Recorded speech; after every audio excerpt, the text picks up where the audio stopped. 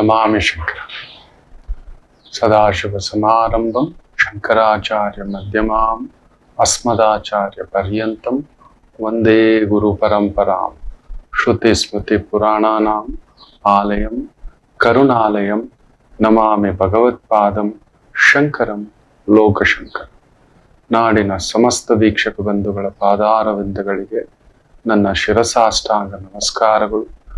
ಶನಿಯ ರೇವತಿ ನಕ್ಷತ್ರದ ಗೋಚಾರ ಫಲ.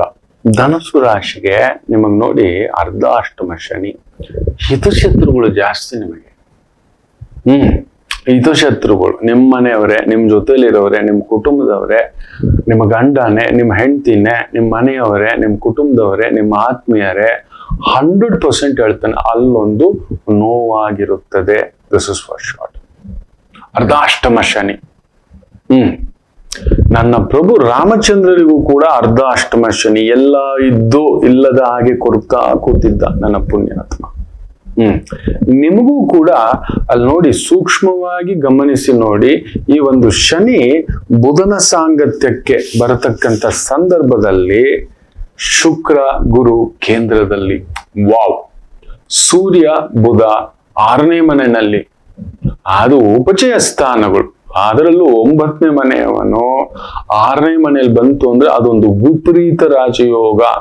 ರಾಜಕೀಯದಲ್ಲಿದ್ದರೆ ಅಧಿಕಾರಂ, ಗೌರವಂ, ಸನ್ಮಾನಂ, ದಂಡಯಾತ್ರೆಗೆ ಸಿದ್ಧರಾಗಿ. ಯಾಕಂದ್ರೆ ಶನಿ ಬುಧನ್ ಸಾರದಲ್ಲಿದ್ದಾನೆ. ನಿಮಗಿರೋ ಇಕ್ಕಟ್ಟುಗಳೆಲ್ಲ ದೂರ ಆಗೋಗುತ್ತೆ. ಶತ್ರುವಿನ ನಕ್ಷತ್ರ ನೀಚವಾಗಿದೆ. ಆ ಶತ್ರುವಾಗಿರತಕ್ಕಂತ ಬುಧ ಸೂರ್ಯನ ಸಾರದಲ್ಲಿ 6ನೇ ಮನೆಯಲ್ಲಿದ್ರೆ ದಳಪತಿ ಆಗ್ಬಿಡ್ತದೆ, ದೊಡ್ಡ ಸೇನಾಪತಿ ಆಗ್ಬಿಡ್ತದೆ, ಚಕ್ರವರ್ತಿ, ರೂಲರ್ಸ್ ಅಂತ ಅಳ್ತವೆ. ಅಂಥದೊಂದು ಭಾವ ಧನುಸು ರಾಶಿಗೆ ಉಟ್ಕೊಂಡು ಬರುತ್ತೆ.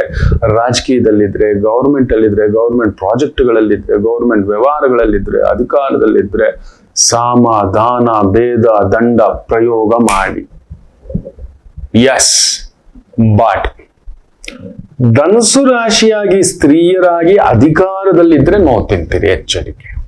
ನಿಮ್ಮನ್ನ ತುಳಿಲಿಕ್ಕೆ ಯಾರೋ ಹುಟ್ಕೊಳ್ತಕ್ಕಂಥದ್ದಾಗುತ್ತೆ. ಅಲ್ಲೊಂದು ಕಿರಿಕಿರಿ, ಇನ್ನೊಂದು ನಡೆಯತಕ್ಕಂಥ ಒಂದು ಭಾವವಿದೆ. If you are in politics or government circle, government positions ಅನ್ನತಕ್ಕಂಥದ್ದು, ಆಡಳಿತಾತ್ಮಕ ಆ ಒಂದು ರೂಲರ್ ಮಟ್ಟದ ಕೆಲಸ ಕಾರ್ಯದಲ್ಲಿದ್ರೆ ಅಲ್ಲೊಂದು ನೋವಿರತಕ್ಕಂಥದ್ದು ಒಂದುಂಟು.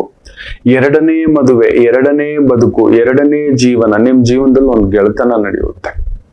ಸ್ತ್ರೀಯರು ಅತಿ ಮುಖ್ಯವಾಗಿ ಜಾಗೃತಿ ವಹಿಸಿರಬೇಕು, ವಿಶೇಷವಾಗಿ ಧನುಸು ರಾಶಿಯವರು. ಯಾಕಂದ್ರೆ ಸಪ್ತಮಾಧಿಪತಿಯ ಪ್ರಭಾವದಲ್ಲಿ ನೀಚನಾಗಿರೋದ್ರಿಂದ ಅಲ್ಲಿ ಶುಕ್ರ ಬಂದು ಷಷ್ಠಾಧಿಪತಿ ಸಪ್ತಮಾಧಿಪತಿ ಷಷ್ಠ.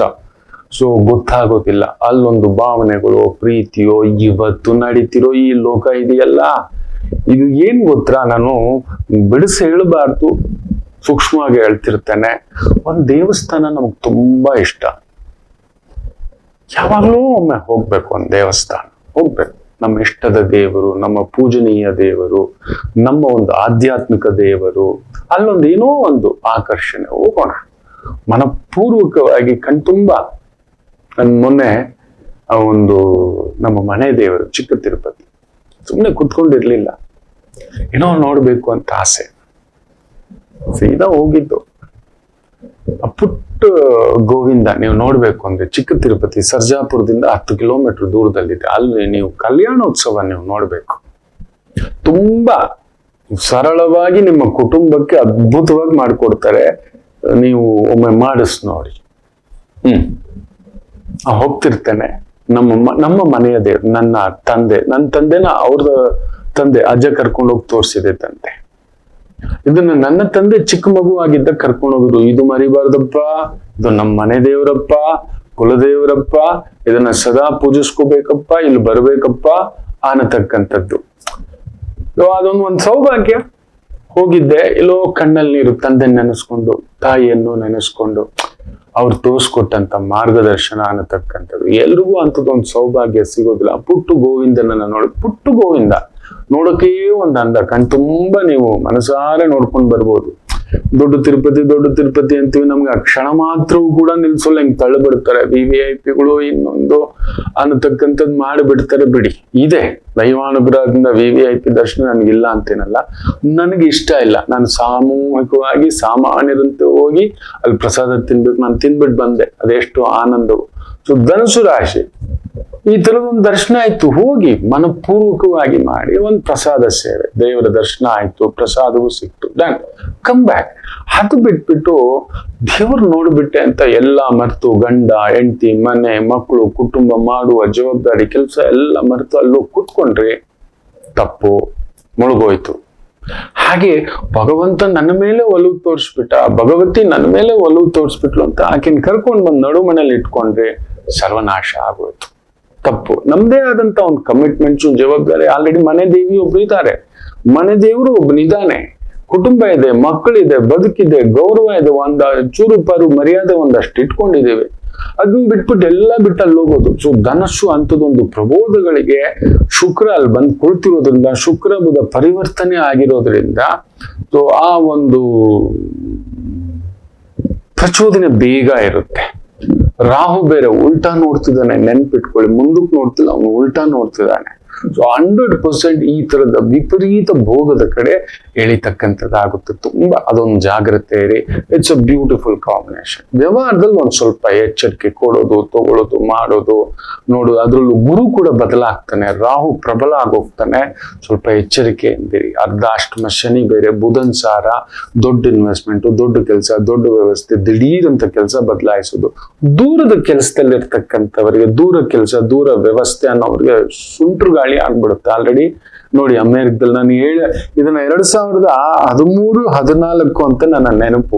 ಗುರು ಇದೇ ಭಾವದಲ್ಲಿದ್ದಾಗ ಹೇಳಿದ್ದೆ, IT ಇಂಡಸ್ಟ್ರಿಗೆ ಹೋಗಿ ಪರದೇಶ ಕೆಲಸಕ್ಕೆ ಹೋಗೋರಿಗೆ ಒಂದು ಸುಂಟ್ರು ಗಾಳಿಗಳು ಮುಂದಿನ ಕಾಲದಲ್ಲಿ ಬೀಸುತ್ತೆ, ಅಲ್ಲೂ ಇಲ್ಲ ಇಲ್ಲೂ ಇಲ್ಲ, ಎಲ್ಲ ಮಾಡ್ಕೊಂಡು ನಡು ನೀರಲ್ಲಿ ನಿಂತ್ಕೊಬಿಡ್ತೀರ ಅಂತ. ನಾವು ರಾತ್ರಿ ಡೊನಾಲ್ಡ್ ಟ್ರಂಪ್ ಒಂದು ರೂಲ್ ನ ಪಾಸ್ ಮಾಡ್ತಾನೆ, ಯಾರ್ಯಾರು ಗ್ರೀನ್ ಕಾರ್ಡ್ ಇಲ್ಲೋ ಗೆಟ್ ಔಟ್ ಅಂತ ಹೇಳ್ತಿದ್ದಾನೆ.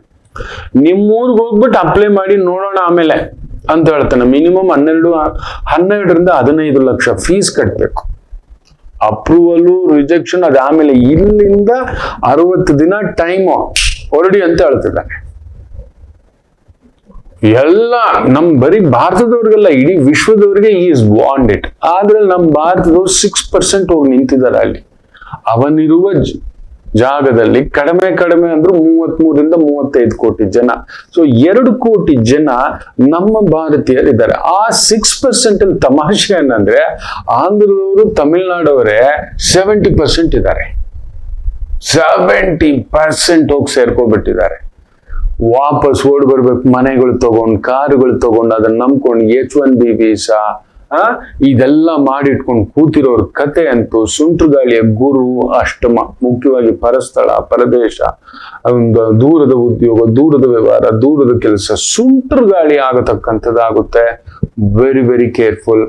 ರಾಮ ನಿತ್ಯ ಒಂದು ಅರಳಿಕಟ್ಟೆ ಪೂಜೆ, ಅಶ್ವತ್ಥ ವೃಕ್ಷ, ಗುರು ಅಷ್ಟಮ, ರಾಹು ಬೇರೆ ನಿಮ್ಮ ಮೇಲೆ ನೋಡೋದು, ಆ ರಾಹುವಿನ ಮೇಲೆ ಗುರು ದೃಷ್ಟಿ ಇಲ್ಲ, ಒಂಥರ ಭೀತಿ ಆಗ್ಬಿಡ್ತೀರಾ, ಗಾಬರಿ ಆಗ್ಬಿಡ್ತೀರಾ. ಶನಿ ಬೇರೆ ಬುಧನ್ ಸಾರದಲ್ಲಿ ನೀಚತ್ವದಲ್ಲಿ ಕುಳಿತುಕೊಳ್ಳೋದ್ರಿಂದ ಏನೋ ಮಾಡ್ಕೊಂಡೆ, ಇದು ಬೇಕಿತ್ತ ನನಗೆ, ಇದಾಗ್ಬೇಕಿತ್ತ ಅಂತ. ಬಟ್ ಸೂರ್ಯ ಬುಧ ಚೆನ್ನಾಗಿರೋದ್ರಿಂದ ಧೈರ್ಯವಾಗಿರಿ, ಎಲ್ಲವನ್ನೂ ಎದುರಿಸಿ ಗೆಲ್ಲುವಿರಿ. ಶಿವನಿಗೆ 11 ಬಾರಿ ರುದ್ರಾಭಿಷೇಕ, 1 ಬಟ್ಲು ಮೊಸರು, 1 ಬಟ್ಲು ಸಕ್ಕರೆ, 1 ಬಟ್ಲು ತುಪ್ಪ, ಇಷ್ಟಿಷ್ಟೇ. ನಮ್ಮನೇನ್ ಜಾಸ್ತಿ ಏನಲ್ಲ. ಪ್ರತಿ ಸೋಮವಾರ ಪ್ರದೋಷ ಆಗ್ತಾ ಇರುತ್ತೆ, ಕೊಡ್ತಾ ಬರ್ತಕ್ಕಂಥದ್ದು. ಯಾರಾದ್ರೂ ವೈದಿಕರಿಗೆ ಕಂಪಲ್ಸರಿ ಫಲತಾಂಬೂಲ, ಏನಾದ್ರೂ ದೇವಸ್ಥಾನಕ್ಕೆ ಹೋದಾಗ ಬರಿಗೆಯಿಂದ ಹೋಗ್ಬೇಡಿ. ಆಚಾರ್ಯರಿಗೆ, ಪುರೋಹಿತರಿಗೆ, ಗುರುಗಳಿಗೆ ಒಂದು ಹಣ್ಣು, ಹೂವು, ಕಾಯೋ ಕೊಟ್ಟು ಬರ್ತಕ್ಕಂಥದ್ದು ಮಾಡಿ. ತುಂಬಾ ವಿಶೇಷ ಆಗ್ತಕ್ಕಂಥದ್ದಾಗುತ್ತೆ. ಒಳ್ಳೇದಾಗ್ಲಿ ಅಂತ ಹೇಳ್ತಾ